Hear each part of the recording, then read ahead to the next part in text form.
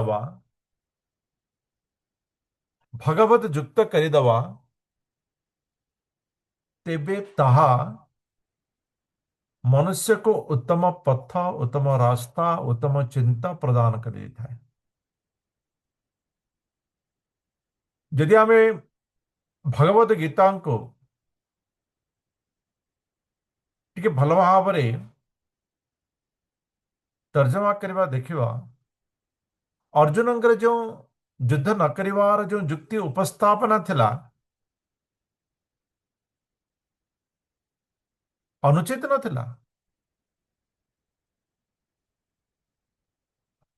तो उत्तम युक्ति अर्जुन प्रदान करथिले। ये मनुष्य भितर ये आसीबा भी आवश्यक अटे। दयार भाव पाप पुण्यर भाव वंश परंपरार उत्तमता को भावना करिबा क्योंटी भूल अटे। तेबे भी भगवान कृष्ण अर्जुन को कहते से तुमर यही प्रकार चिंतन यही समय आसवा क्यों प्रकार पांडित्यपूर्ण अटे।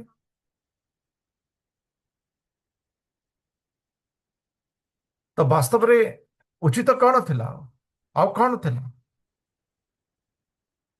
तो या जेकोसी समय रे आमे कोनोसी विषय रे यदि चिंता करूचे एवं तार उत्तर को प्राप्त करूचे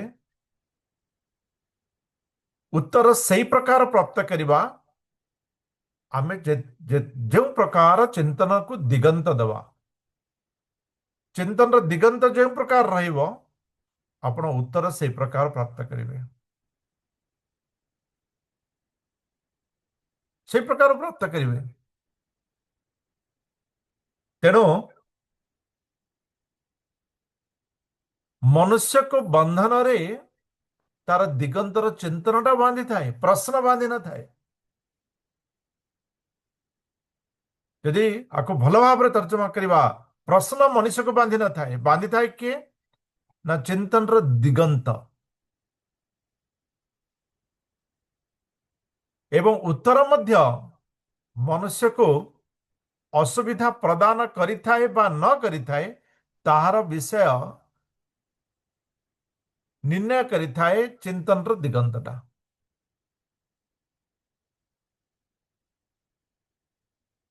प्रश्न केबे हेले मनुष्य को नष्ट करे नहीं। प्रश्न जीवन रे आसीबो ही आसीबो।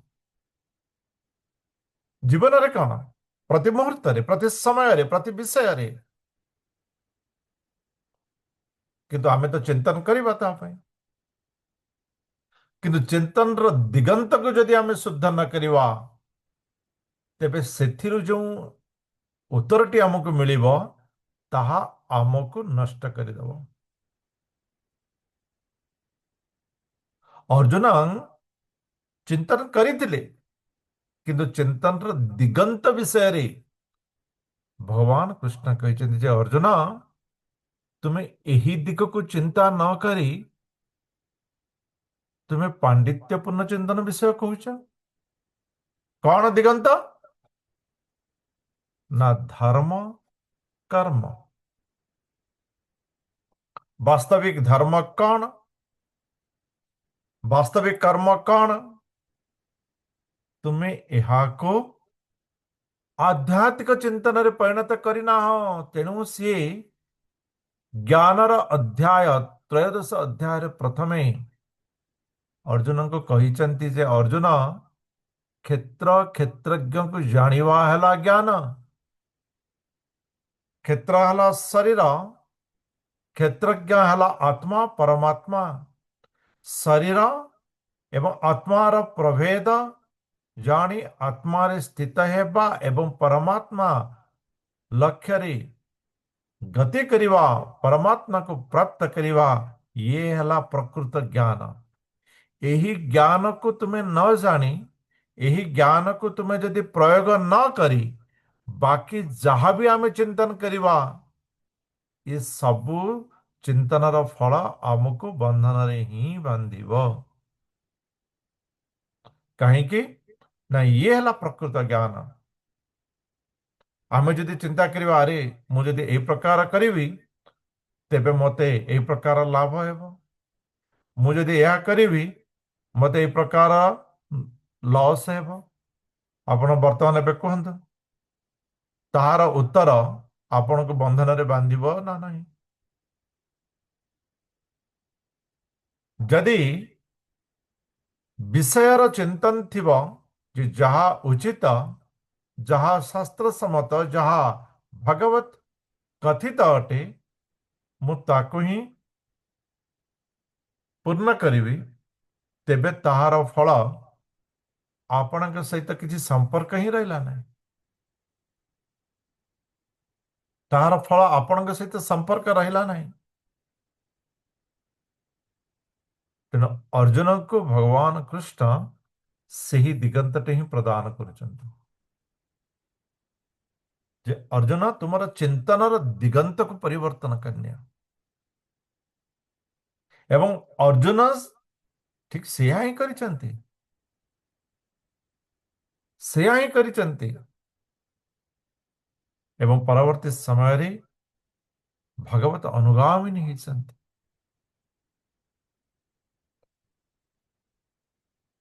ତେଣୁ ମନୁଷ୍ୟର ଚିନ୍ତନର ଦିଗନ୍ତ ଯେତେବେଳେ ପରିବର୍ତ୍ତନ ହେଇଯାଏ, ସେ ଦୁଃଖ କଷ୍ଟ ଭିତରୁ ବାହାରକୁ ଆସେ। ତ ପରିବର୍ତ୍ତନ କରିବ କଣ? ଆମର ଏଠି ଗୋଟେ ବରିଷ୍ଠ ନାଗରିକ ମାନଙ୍କର ଗୋଟେ ବହୁତ ଭଲ କଥା। ସମସ୍ତେ ଚାହିଁଲେ ଯେ ଘଣ୍ଟେ 1.5 ଘଣ୍ଟା ଆମେ ହସିବା, ଆନନ୍ଦ ପ୍ରାପ୍ତ କରିବା। ଅନୁଚିତ ନାହିଁ, ବହୁତ ଉଚିତ, ବହୁତ ଉଚିତ। କିନ୍ତୁ ତାର ପରବର୍ତ୍ତୀ ଚିନ୍ତନ ରଖିବା ଦରକାର।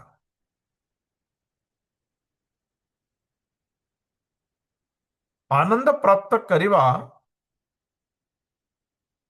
ପରବର୍ତ୍ତୀ କଣ କରିବା? ଆନନ୍ଦଟାକୁ କେଉଁଥିରେ ବ୍ୟବହାର କରିବା? ଯେମିତିକି ସାଇକେଲରେ ଗୋଟେ କ୍ଲଜ୍ ବୋଲି ଅଛି, ମାନେ ଆମର ବାଇସାଇକେଲ, ମୋଟର ସାଇକେଲରେ, ମୋଟର ସାଇକେଲରେ କ୍ଲଜ୍ ବୋଲି ଅଛି। ଗାଡିରେ ସବୁଠି କ୍ଲଜ୍ ଅଛି। କ୍ଲଜ୍ ଦେଇଦେବେ, ଗାଡି ପୁରା ଫ୍ରି, ସରିଲା।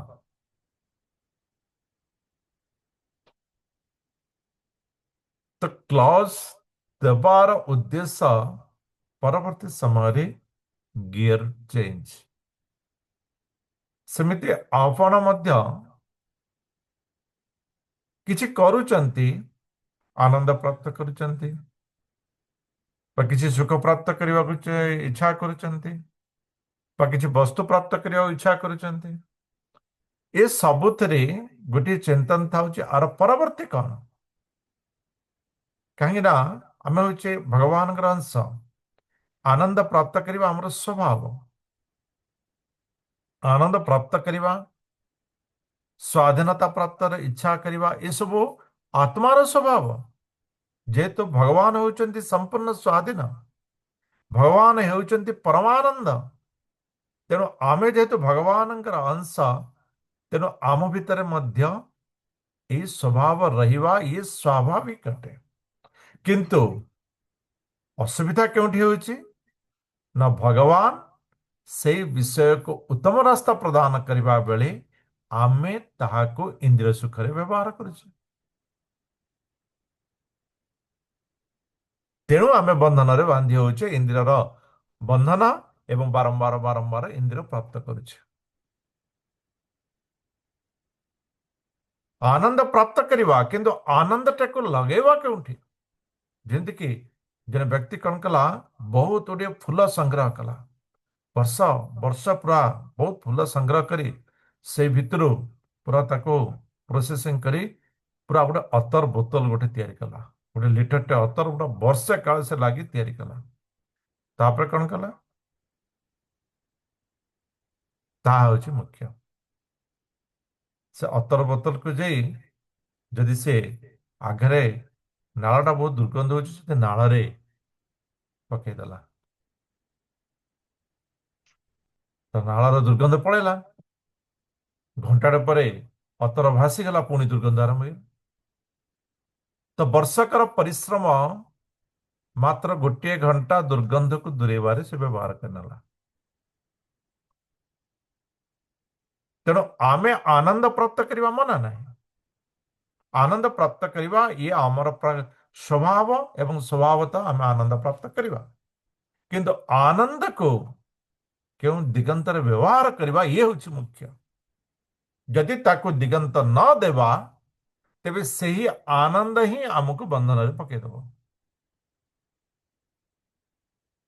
ଆମେ ସ୍ୱାଧୀନତା ପ୍ରାପ୍ତ କରିବା ଇଏ ଠିକ କଥା, କିନ୍ତୁ ସ୍ୱାଧୀନତାର ଯଦି ଦୁରୁପଯୋଗ ଯଦି କରିବା, ସ୍ୱାଧୀନତାର ଯଦି ସଦୁପଯୋଗର ଯଦି ଆମେ ରାସ୍ତା ନିର୍ଣ୍ଣୟ ନ କରିଥିବା, ତେବେ ସେହି ସ୍ୱାଧୀନତା ହିଁ ଆମକୁ ପୁନର୍ବାର ବନ୍ଧନର କାରଣ କରିଦେବ।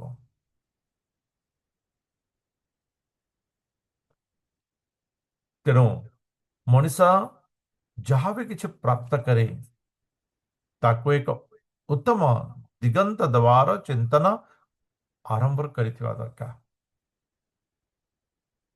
ଆନନ୍ଦ ପ୍ରାପ୍ତ କରିବା ଉଚିତ ଅଟେ, କିନ୍ତୁ ସେଇ ଆନନ୍ଦଟି ଭଗବାନଙ୍କର ଚରଣ କମଳରେ ସମର୍ପିତ ହେଉ,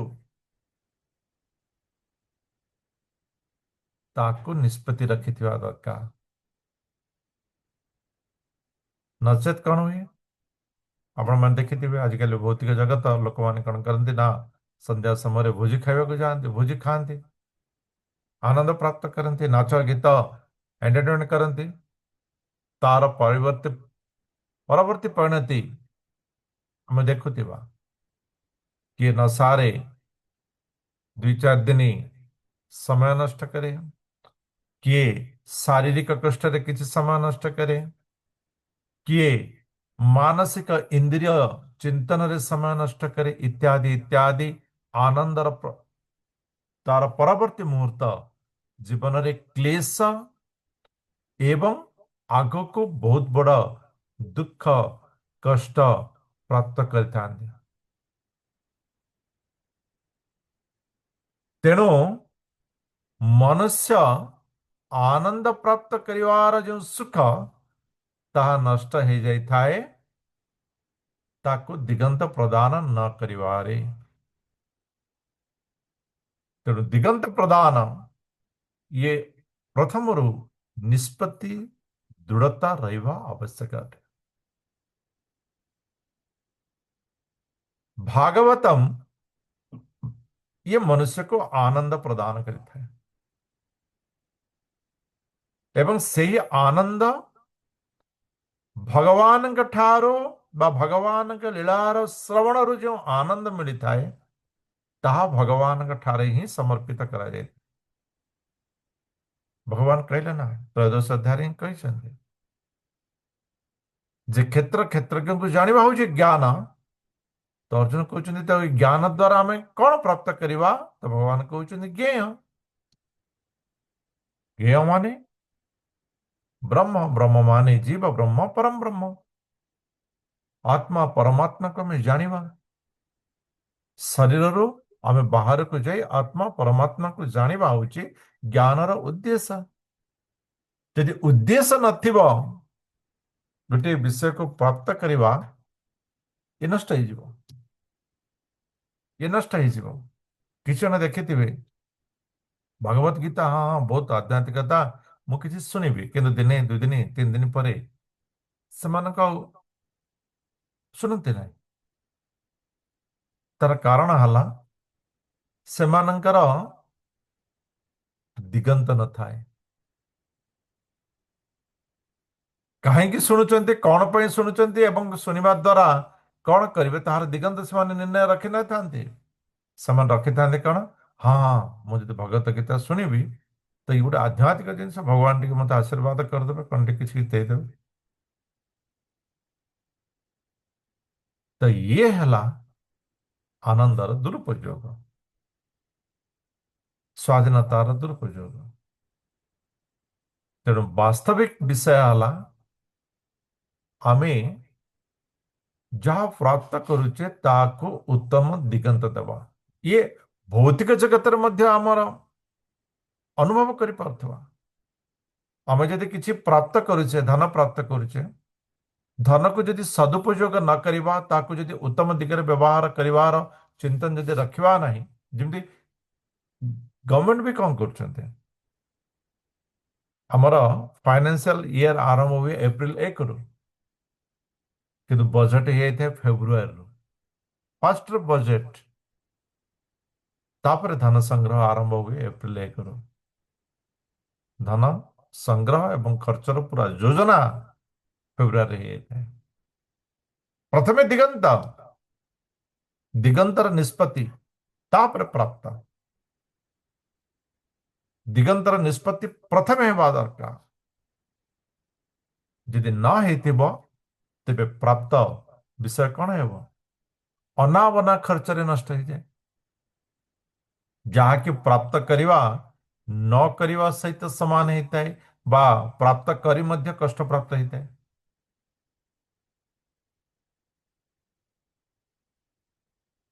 ତେଣୁ ଦିଗନ୍ତ ଇଏ ପ୍ରଥମେ ନିର୍ଣ୍ଣୟ କରିବା ଦରକାର, ଯାହା ଅର୍ଜୁନଙ୍କୁ ଭଗବାନ କୃଷ୍ଣ ଭଗବତ ଗୀତା ମାଧ୍ୟମରେ କହିଥିଲେ। ଯୁଦ୍ଧର ବିଭୀଷିକା, ସେଇ ବିଭୀଷିକାରେ ଅର୍ଜୁନଙ୍କର ଦିଗନ୍ତ ବା ଅର୍ଜୁନଙ୍କର ଯୋଉ ଚିନ୍ତନ ଦିଗହରା ପରି ଜଣା ପଡୁଥିଲା। ତେଣୁ ଭଗବତ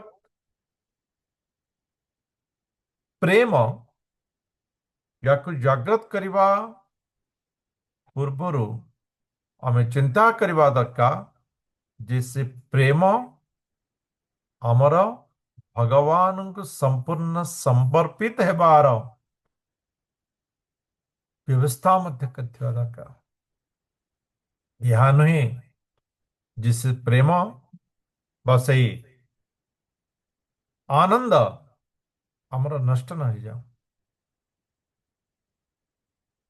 ତ ରାଜା ପୃଥୁଙ୍କ ବିଷୟ ଆମେ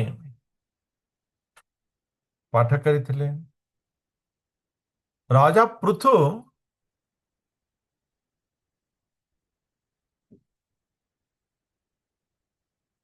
ପ୍ରଜାମାନଙ୍କୁ ଯେଉଁ ପ୍ରକାର ଏକ ଆନନ୍ଦ ପ୍ରଦାନ କରିଥିଲେ, ବେଣଙ୍କର ଯେଉଁ ଅତ୍ୟାଚାର ଥିଲା, ସେ ଅତ୍ୟାଚାର ପରେ, ଅତ୍ୟାଚାର ତ ରାଜା ବିନ ପ୍ରଜାମାନେ ସଦାବେଳେ ପ୍ରାପ୍ତ କରିଥାନ୍ତି, ତାକୁ ଦୂରେଇବା ପାଇଁ ବେଣଙ୍କୁ ଯେଉଁ ରାଜା କରାଯାଇଥିଲା, ସେଥିରେ ଅନୁମାନ କରାଯାଇଥିଲା ଯେ ପ୍ରଜାମାନଙ୍କର ଦୁଃଖଟା ଦୂର ହେଇଯିବ। ଯେହେତୁ ବେଣ ଶକ୍ତିଶାଳୀ ଥିଲେ, ଦୁଷ୍ଟ ଥିଲେ, ତ ଶକ୍ତିଶାଳୀ ଯେହେତୁ ଦୁର୍ଦ୍ଦଶ ଥିଲେ, ସମସ୍ତେ ଭାବିଲେ ରାଜ୍ୟ ପ୍ରତି ଯେଉଁ ପ୍ରଜାମାନଙ୍କ ପ୍ରତି ଯେଉଁ ବାହାର ରାଜ୍ୟର ଚୋର ଦୁର୍ବୃତ୍ତ ମାନେ ଆକ୍ରମଣ କରୁଛନ୍ତି, ସେମାନେ ରାଜାଙ୍କର ବେଣର ପରାକ୍ରମରେ ଡରିଯିବେ। କିନ୍ତୁ ରାଜା ବେଣ କଣ କଲେ? ସେ ପ୍ରଜା ବଛଳ ହିଁ ନଥିଲେ। ପ୍ରଜାଙ୍କର ଚିନ୍ତା ବା ପ୍ରଜାଙ୍କୁ ଆନନ୍ଦ ଦେବାର ଯେଉଁ ତାଙ୍କର କର୍ତ୍ତବ୍ୟ କର୍ମ, ତାହାର ନିଷ୍ପତ୍ତି ହିଁ ତାଙ୍କର ସ୍ଥିର ନଥିଲା। ତେଣୁ ସେ କଣ କଲେ ନା, ଯେଉଁ ଦୁର୍ବୃତ୍ତ ମାନେ ପ୍ରଜାମାନଙ୍କୁ ଆକ୍ରମଣ କରୁଥିଲେ, ସେ ସେଇ ଦୁର୍ବୃତ୍ତ ମାନଙ୍କୁ ସାହାଯ୍ୟ କରିବା ଆରମ୍ଭ କରିଦେଲେ। ତ ପ୍ରଜାମାନେ ରାଜାଙ୍କର କଷ୍ଟ ଏବଂ ଦୁର୍ବୃତ୍ତ ମାନଙ୍କର କଷ୍ଟ ଦ୍ୱିଗୁଣା କଷ୍ଟ ପ୍ରାପ୍ତ କଲେ। ଶେଷକୁ ଅନୁପାୟ ହୋଇ ଋଷି ବ୍ରାହ୍ମଣ ପୁରୋହିତ ମାନେ ସେମାନେ କଣ କଲେ? ବେଣଙ୍କୁ ହତ୍ୟା କଲେ। ଏବଂ ପରବର୍ତ୍ତୀ ମୁହୂର୍ତ୍ତରେ ଆମେ ଜାଣିଥିବା ପୃଥୁ ମହାରାଜଙ୍କର ଏବଂ ଅର୍ଚିଙ୍କର ଆଗମନ ହେଲା। ବାସ୍ତବରେ ପୃଥୁ ମହାରାଜ, जो द्विगुणित ବା ବହୁଗୁଣିତ ଅତ୍ୟାଚାରର ବାତାବରଣରୁ ଦୁର୍ଭିକ୍ଷର ବାତାବରଣରୁ ପ୍ରଜାମାନଙ୍କୁ ଧର୍ମ ମାର୍ଗରେ ଉଚିତ ମାର୍ଗରେ ଗତି କରି ଆନନ୍ଦ ସୁଖ ପ୍ରାପ୍ତି କରିବାର ଯେଉଁ ପଥ ପ୍ରଦାନ କଲେ ତାହା ନିଶ୍ଚିତ ରୂପେ ଏକ ଯୁଗାନ୍ତ ପରିବର୍ତ୍ତନ ଅଟେ।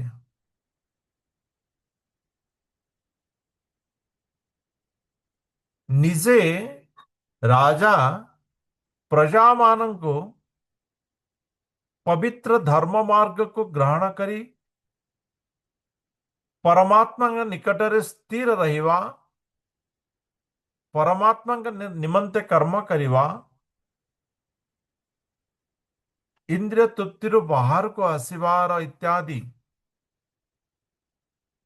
ଇଏ ସାଧାରଣ ଯିଏ ଜୀବନରେ ଗ୍ରହଣ କରିଥାଏ ବା ଯିଏ ଜୀବନରେ ଏହାକୁ ପାଳନ କରିଥାଏ ସିଏ ହିଁ ପ୍ରଦାନ କରିପାରିବ। ଏବଂ ରାଜା ପୃଥୁ ଏ ପ୍ରଜାମାନଙ୍କୁ ଏହା ପ୍ରଦାନ କରିଛନ୍ତି। ସେଥିରେ ସମସ୍ତ ଦେବତା ଚତୁଷ୍କୁମାର ଆନନ୍ଦ ପ୍ରାପ୍ତ କରିଛନ୍ତି ଏବଂ ଚତୁଷ୍କୁମାର ନିଜେ ଉପସ୍ଥିତ ହେଇଛନ୍ତି।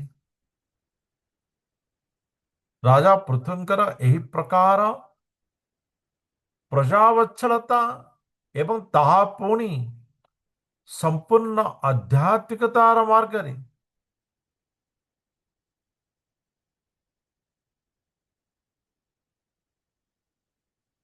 ରାଜା ପୃଥୁ ମଧ୍ୟ ସମ୍ରାଟ ହେବା ପାଇଁ ଚିନ୍ତନରେ ଯେଉଁ ଅଶ୍ୱମେଧ ଯଜ୍ଞ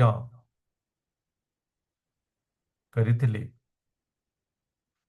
ସେଥିରେ ଭଗବାନ ବିଷ୍ଣୁ ନିଜେ ଉପସ୍ଥିତ ହେଇ ପୃଥୁଙ୍କୁ ବାରଣ କରିଥିଲେ। କଣ ପାଇବ? ବହୁତରୁ ଅଧିକ ସମ୍ରାଟ ହେଇଯିବ, ସମସ୍ତେ ଜୟ ଜୟକାର କହିଦେବେ ଯାଅ, କଣ ପାଇବ? ତ ସେ ଯୋଉ ମନୁଷ୍ୟକୁ ଭୁଲ ମାର୍ଗର ଝଟକା ବା ଝିଙ୍କାର ମିଳିବା ପୂର୍ବରୁ ଯଦି ବାସ୍ତବିକ ଭଗବତ ମାର୍ଗ ମିଳିଯାଏ ତେବେ ତାହାଠାରୁ ଆଉ ସୌଭାଗ୍ୟ କିଛି ରହିନଥାଏ। ଏବଂ ରାଜା ପୃଥୁ ତାହା ପ୍ରାପ୍ତ କରିନେଇଥିଲେ। ଯିଏ ସଂସ୍କାରିତ, ଯାହାର ସଂସ୍କାର ଅଛି, ଶୁଦ୍ଧତା ଅଛି, ଶୁଦ୍ଧ ଚିନ୍ତନ ଅଛି, ତାକୁ ଶୁଦ୍ଧ ସଂସ୍କାରର ରାସ୍ତା ନିଶ୍ଚିତ ରୂପେ ପ୍ରାପ୍ତ ହେଇଯିବ। ଏବଂ ଚତୁଷ୍କୁମାର ତାହାକୁ ପ୍ରାପ୍ତ କରିସାରିଥିଲେ। ଏବଂ ଚତୁଷ୍କୁମାର ତାହାକୁ ପ୍ରାପ୍ତ କରିସାରି ସେ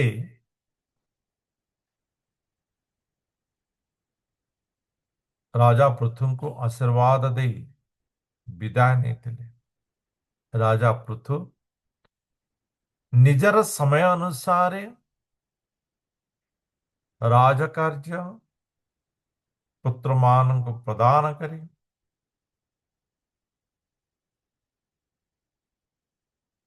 ପତ୍ନୀ ସହିତ ବନାଗମନ କଲେ।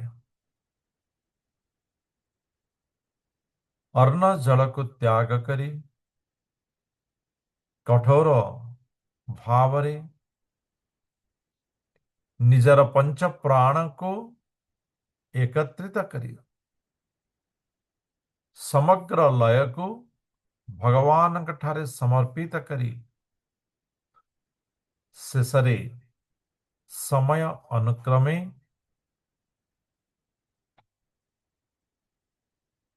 ଶରୀରରୁ ଯେଉଁ ଉତ୍ତାପ ଅଗ୍ନି, ସେହି ଅଗ୍ନିରେ ନିଜର ବାସ୍ତବିକ ଶରୀରକୁ ନଷ୍ଟ କରିଦେଲେ। ପ୍ରକୃତିଗତ ଶରୀରକୁ ନଷ୍ଟ କରିଦେଲେ। ପତ୍ନୀ ଅର୍ଚି ମଧ୍ୟ, ଯିଏକି ରାଜମହଲର ପଲଙ୍କ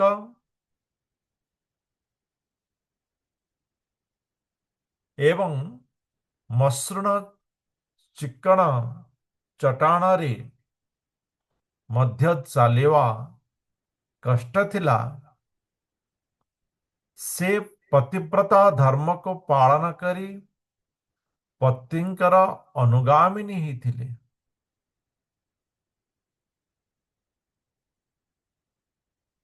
ବଣ ଭିତରେ କନ୍ଧମୂଳ ଇତ୍ୟାଦି ଫଳକୁ, ଝରଣାର ଜଳକୁ ଗ୍ରହଣ କରି ଏକ ବସ୍ତ୍ର ବ୍ରହ୍ମଚର୍ଯ୍ୟ ସଦା ଭଗବତ ଲୟରେ ନିପୁଣ ହୋଇ ପତିଙ୍କର ଧର୍ମକୁ ସିଏ ଉଜ୍ଜୀବିତ କରାଇଥିଲେ ଏବଂ ଶେଷରେ ପତିଙ୍କର ଚିତାରେ ନିଜର ପତିବ୍ରତାକୁ ପ୍ରମାଣିତ କରିଥିଲେ। ଏଥିରେ ଦେବତା ମାନେ ମଧ୍ୟ ଅର୍ଚିଙ୍କର ଏହି ପ୍ରକାର ଧର୍ମ ମାର୍ଗକୁ ଆଶ୍ଚର୍ଯ୍ୟାନ୍ୱିତ ହେଇ ସମସ୍ତେ ପ୍ରଶଂସା କରିଥିଲେ। ଯଦି ଆମେ ଦେଖିବା ଯେ ପୃଥୁଙ୍କର ଯେଉଁ ଚରିତ, ସେହି ଚରିତକୁ ବାସ୍ତବରେ ମୈତ୍ରେୟ ମୁନି ବିଦୁରଙ୍କୁ ଯାହା ପ୍ରଦାନ କରୁଛନ୍ତି, ଉଦ୍ଦେଶ୍ୟ ଅଛି ବିଦୁରଙ୍କ ଭିତରେ ଯେଉଁ ଭଗବାନଙ୍କର ପ୍ରତି ପ୍ରେମର ଯେଉଁ ଭାବନା, ପ୍ରକୃତରେ ଯାହା ପ୍ରତି ଆମର ପ୍ରେମ ରହିଥାଏ, ତାହା ବିଷୟରେ ଯେତେ ଶୁଣିଲେ ମଧ୍ୟ ଆମକୁ କମ୍ ହିଁ ଲାଗୁଥାଏ। ଏ ସାଧାରଣ, କିନ୍ତୁ ସେଇ ପ୍ରେମଟା ଯେତେବେଳେ ଆମେ ଭଗବାନଙ୍କ ପ୍ରତି ସମର୍ପିତ କରିଦେବା, ତ ଭଗବାନଙ୍କ ବିଷୟରେ ଯାହା ବି ଶୁଣିଲେ ତାହା କମ୍ ହିଁ ଲାଗୁଥାଏ। ଏବଂ ବିଦୁରଙ୍କ ଭିତରେ ଯେଉଁ ଅଖଣ୍ଡ ପ୍ରେମ ଜାଗ୍ରତ ହେଇଥିଲା, ତାକୁ ମୈତ୍ରେୟ ମୁନି ଚରିତାର୍ଥ କରିବା ପାଇଁ ପୃଥୁ ମହାରାଜଙ୍କର ଯେଉଁ ଭକ୍ତିପୂର୍ଣ୍ଣ ରାଜ୍ୟ ଶାସନ ସହିତ ଆଧ୍ୟାତ୍ମିକ ଯୁକ୍ତ ଜ୍ଞାନ ଯୁକ୍ତ ପ୍ରଜାବତ୍ସଳତା ଏବଂ ଶେଷରେ ମନୁଷ୍ୟର ଶେଷ ଆଶ୍ରମକୁ ଯେଉଁ ପାଳନ କରିବାର ସଂକଳ୍ପ, ଏହା ନିଶ୍ଚିତ ରୂପେ ଯେମିତି ସାଧାରଣ ମନୁଷ୍ୟକୁ ଭକ୍ତି ଭାବନା ପ୍ରଦାନ କରିପାରେ। ତେଣୁ ମୈତ୍ରେୟ ମୁନି ବିଦୁରଙ୍କୁ ଏହି ପୃଥୁଙ୍କର ଚରିତ୍ର ବର୍ଣ୍ଣନା କରିଥିଲେ। ପୃଥୁ ଏବଂ ଅର୍ଚି ଉଭୟଙ୍କର ଇହ ଲୀଳା ସମ୍ଭାଷଣ ସମାପ୍ତ ହେଇଯାଇଛି ଏବଂ ମୈତ୍ରେୟ ମୁନି କହୁଛନ୍ତି, ବିଜିତାଶ୍ଵ ଅଧିରାଜାସି ପୃଥୁପୁତ୍ରଃ ପୃଥୁସ୍ରବାଃ ଜବିୟୋଭ୍ୟୋ ଦଦାତ୍ କାଷ୍ଠା ଭାତୃଭ୍ୟୋ ଭାତୃବତ୍ସଳଃ। ମହାମୁନି ମୈତ୍ରେୟ କହୁଛନ୍ତି, ପୃଥୁ ମହାରାଜ ବୈକୁଣ୍ଠକୁ ଗମନ କଲା ପରେ ଭଗବତ ଗମନ ପରେ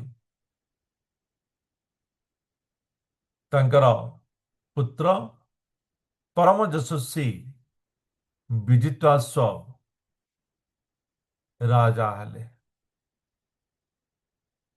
ବିଜିତାଶ୍ଵ ରାଜା ହେଲେ।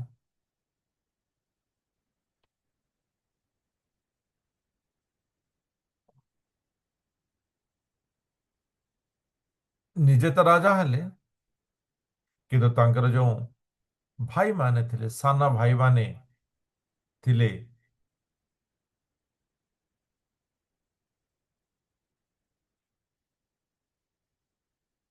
ଯେଉଁମାନଙ୍କର ସ୍ନେହ ମାନେ ଭାତୃ ସ୍ନେହ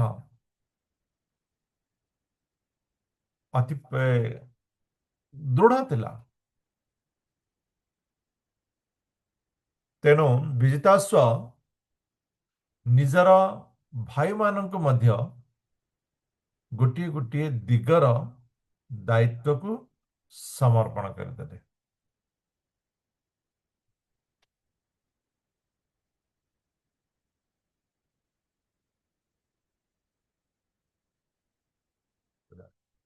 हर्यक्षाय दिशत प्राचीन धूम्रकेशाय दक्षिणां प्रतिचिं ब्रूक संज्ञाय तुर्जां द्रविड़से विभु।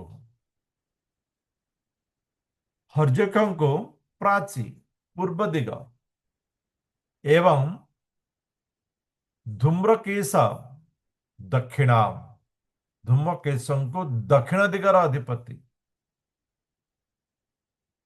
ब्रूक संज्ञाय प्रतीचि, ब्रूक संज्ञा प्रतीचि माने पश्चिम, प्राची प्रतीचि पूर्व पश्चिम, प्रतीचि पश्चिम दिग कहा को न ब्रूक संज्ञाय, ब्रूक नामक भाई को प्रदान कर एवं तुर्जांग द्रविण से विभु,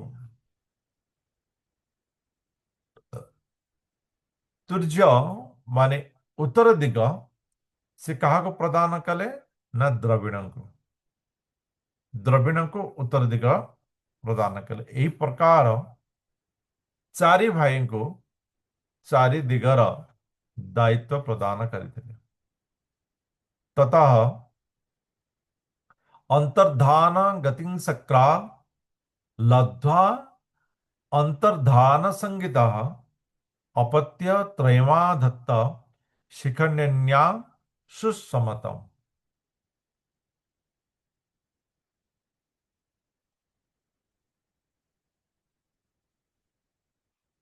पूर्वरे माने यदि आमे मने पकेबा पृथु महाराज जेतेबेले कि अश्वमेध यज्ञ करथिले, 100 अश्वमेध यज्ञ करथिले, 100 अश्वमेध यज्ञ समाप्त हेबा पूर्वरु बा ताको पूर्ण न करिदवा उद्देश्य रे इंद्र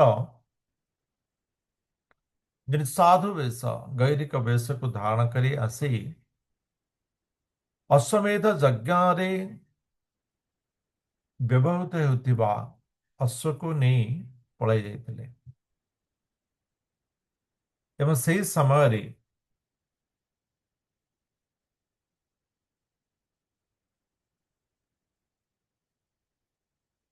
इंद्र जो अंतर्ध्यान शक्ति रखिथिले से अंतर्ध्यान शक्ति विजिताश्व को प्रदान करथिले एवं तांका नाम मध्य अंतर्ध्यान रखिथिले। तार कारण हला विजिताश्व इंद्र को जानी पारी तांको क्षमा प्रदान कर देथिले, तांको क्षमा प्रदान करिथिले। तेणु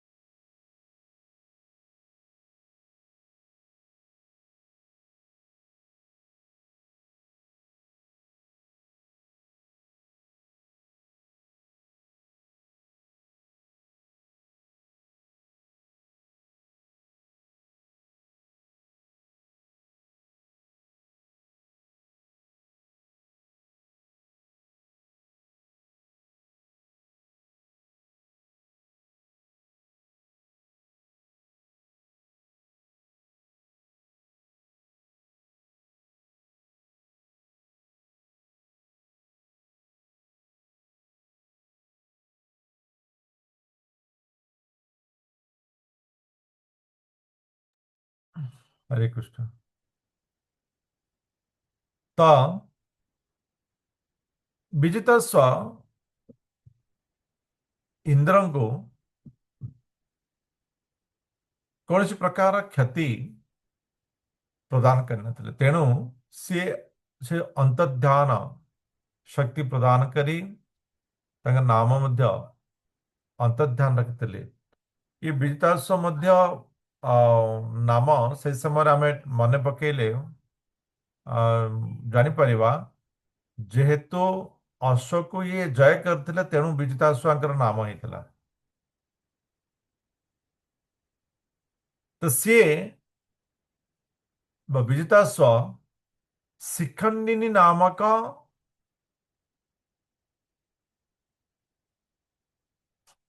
ଭାର୍ଯ୍ୟା ବା ପତ୍ନୀଙ୍କୁ ବିବାହ କରିଥିଲେ ଏବଂ ତାଙ୍କଠାରୁ ତିନୋଟି ପୁତ୍ର ପ୍ରାପ୍ତ କରିଥିଲେ। ଏ ତିନି ପୁତ୍ରଙ୍କର ନାମ ଥିଲା ପାବକ, ପବମାନ ଏବଂ ସୁଚି। ପାବକ ପବମାନଶ୍ଚ शुचिरित्य न्ययः पुरा वशिष्ठ शापाद उत्पन्ना पुनर्योग गतिंगतः। ବାସ୍ତବରେ ଏଇ ତିନି ଜଣ ପୂର୍ବ ଜନ୍ମରେ ଅଗ୍ନି ଥିଲେ। ପାବକ ନାମ ଅଗ୍ନି, ପାପକ ନାମକ ଅଗ୍ନି, ପବମାନ ନାମକ ଅଗ୍ନି ଏବଂ ସୁଚି। ପାବକ ନାମକ ଅଗ୍ନି ଇଏ ମୃତକ ଅଗ୍ନି ବୋଲି ଧରାଯାଇଥାଏ। ମୃତକ ଅଗ୍ନି ମାନେ ମୃତ ସମୟରେ ତାକୁ ବ୍ୟବହାର କରାଇଥାଏ ମନୁଷ୍ୟକୁ ସେ ଇହ ଧାମରୁ ଗତି କରାଇଥାଏ। ପବମାନ ପାଳନ କରିଥାଏ। ଶୁଚି ଅଗ୍ନି ଏ ଶୁଦ୍ଧତା, ତେଣୁ ଇଏ ବିଭିନ୍ନ जो ପୂଜା କାର୍ଯ୍ୟରେ ଶୁଚି ଅଗ୍ନି ଏହାକୁ ବ୍ୟବହାର କରିଥାଏ ଇତ୍ୟାଦି ଇତ୍ୟାଦି। ଏ ଅଗ୍ନିର ବିଷୟ ରହିଛି କର୍ମକାଣ୍ଡ ବେଦରେ, ଏହାର ସବୁ ବର୍ଣ୍ଣନା ରହିଛି। ଯଜୁର୍ବେଦରେ ବିଶେଷ କରି ଯାହାକି ଯଜ୍ଞ ସହିତ ସମର୍ପିତ ଥାଏ ସେଥିରେ ଏହାର ବିଶେଷ ବର୍ଣ୍ଣନା ରହିଛି। ତ ଏମାନେ ବଶିଷ୍ଠ ଋଷିଙ୍କ ଦ୍ୱାରା ଅଭିଶପ୍ତ ହେଇଥିଲେ ଯେ ଏମାନେ ଧରାପୃଷ୍ଠରେ ଜନ୍ମ ହେବେ ବୋଲି, ତେଣୁ ସିଏ ବିଜିତାଶ୍ଵ ଏବଂ ଶିଖଣ୍ଡିନୀଙ୍କର ଗର୍ଭରୁ ଜନ୍ମ ହେଇଥିଲେ।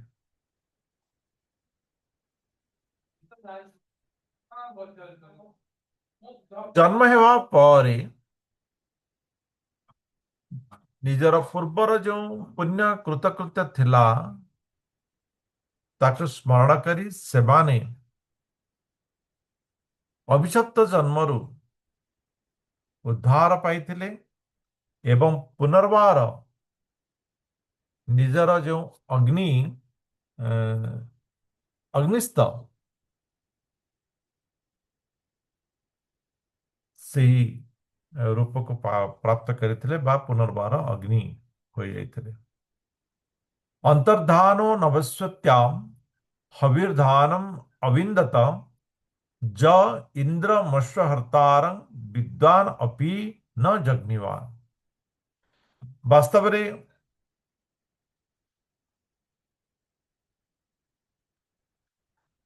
ପୃଥୁଙ୍କର ପୁତ୍ର ବିଜିତାଶ୍ଵ ଇନ୍ଦ୍ରଙ୍କ ଦ୍ୱାରା ଯେଉଁ ଅନ୍ତର୍ଧାନ ନାମ ପ୍ରାପ୍ତ କରିଥିଲେ,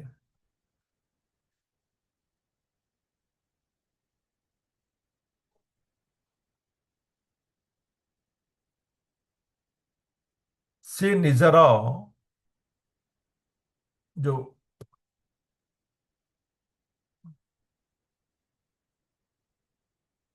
ଅନ୍ୟ ଏକ ପତ୍ନୀ ଥିଲେ ତାଙ୍କର ନାମ ଥିଲା ନଭସ୍ୱତୀ। ପ୍ରଥମେ ତ ଆମେ ପଢିଥିଲେ ଯେ ଶିଖଣ୍ଡିନୀ ନାମକ ପତ୍ନୀ ଠାରୁ ତିନୋଟି ପୁତ୍ର ପ୍ରାପ୍ତ କରିଥିଲେ, ପାବକ, ପବମାନ ଏବଂ ସୁଚି। କିନ୍ତୁ ଅନ୍ୟ ଏକ ପତ୍ନୀ ଥିଲେ ନଭସ୍ୱତୀ। ନଭସ୍ୱତୀଙ୍କ ଗର୍ଭରୁ ବିଜିତାଶ୍ଵ ବା ଅନ୍ତର୍ଧାନ ସେ ହବିର୍ଧାନ ନାମକ ପୁତ୍ରକୁ ପ୍ରାପ୍ତ କରିଥିଲେ ଏବଂ ହବିର୍ଧାନ ବାସ୍ତବରେ ସେ ଉତ୍ତମ ରାଜା ହୋଇପାରିଥିଲେ।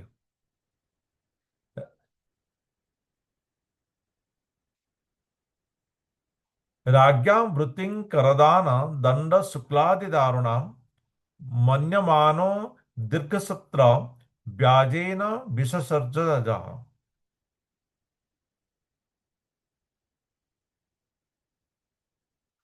ବାସ୍ତବରେ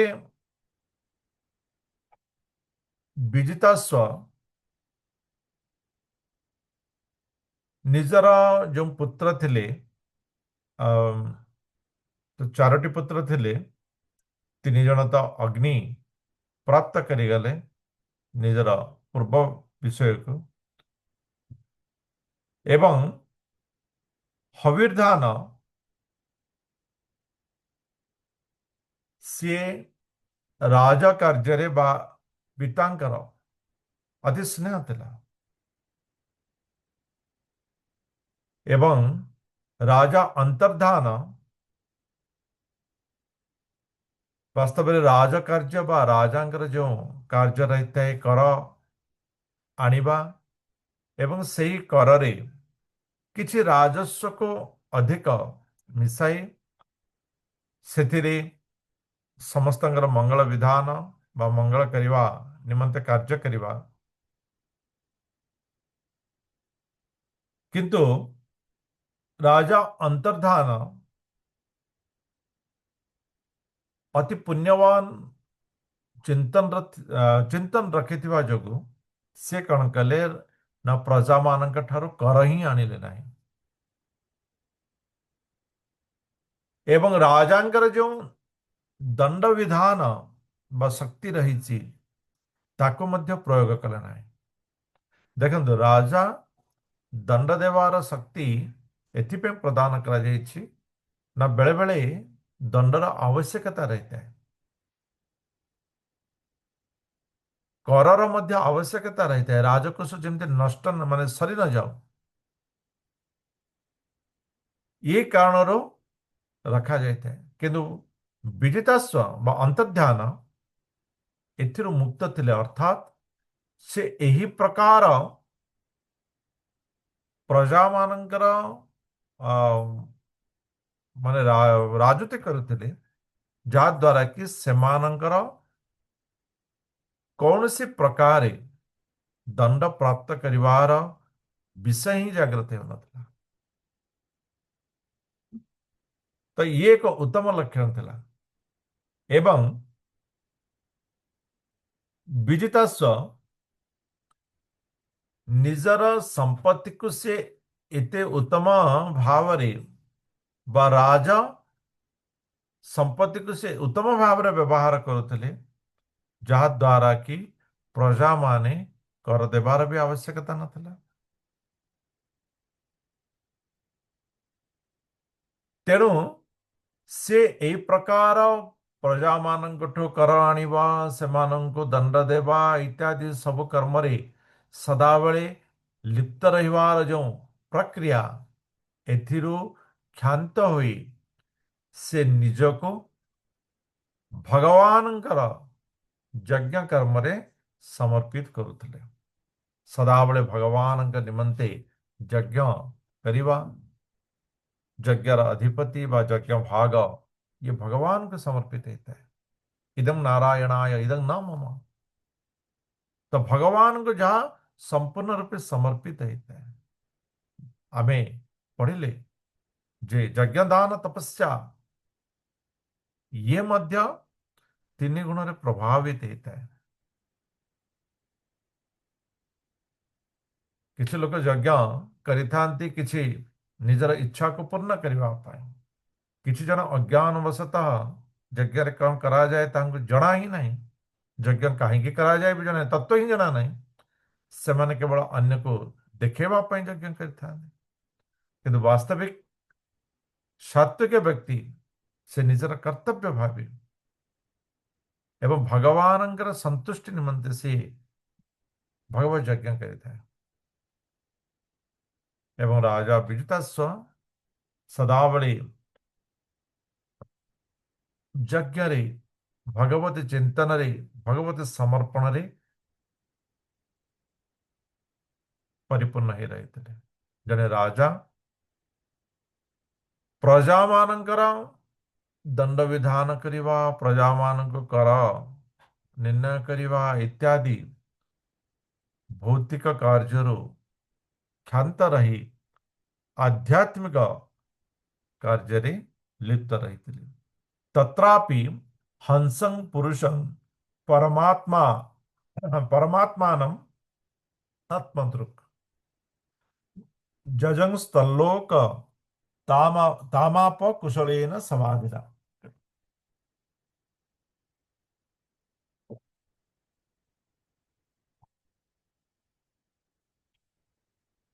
तत्रापि हंसं पुरुषं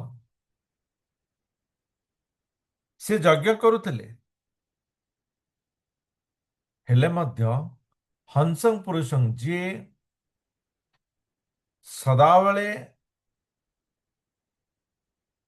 हंस परि स्थिर रहता है।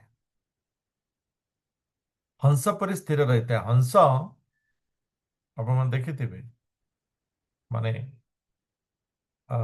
पानीरू से तो विभिन्न जिनस धरिब किंतु जहाँ आवश्यक ताहा ही खाइब। तो सही प्रकार से समस्त प्रकार राजकार्य आध्यात्मिक कार्य थिले मध्य सदा सर्वदा तांकर मनटा से परमात्मा निकट में स्थिर हो रही। परमात्मनम आत्मदृक् अर्थात आत्माटा परमात्मा निकट में स्थिर हो रही। यह ही वास्तविक जीवन चक्र। शरीर तार तो कर्म करिब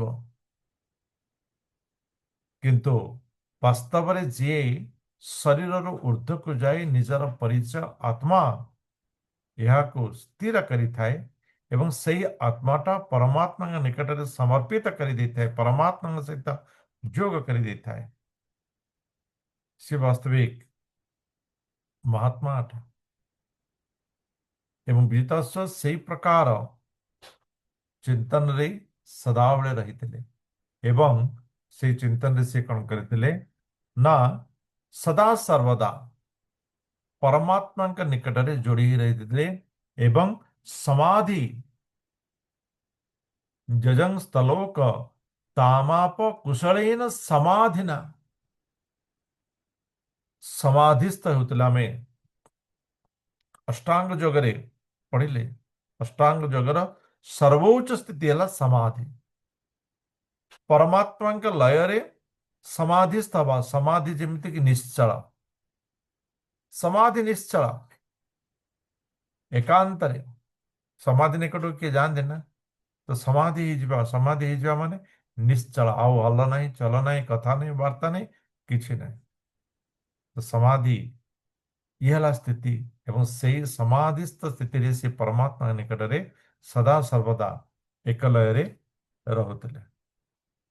यही प्रकार भाव रे विजिताश्वंकर जो राजकार्य से चली एवं ताहा मैत्र मुनि विदुर को कहते हे विदुर महाराज अंतर्धान एवं नभस्वती जो पुत्र थिले हविर्धान सी कौन करते ना 6टी पुत्र को जन्म देते बहिर्सत गय शुक्ल कृष्ण सत्य एवं जितव्रता हविधानात् धविर्धानी विदुरासुत सठ सुतान बहि सदं गयं शुक्लं कृष्णं सत्यं जितव्रतम 6टी पुत्र को से जन्म देते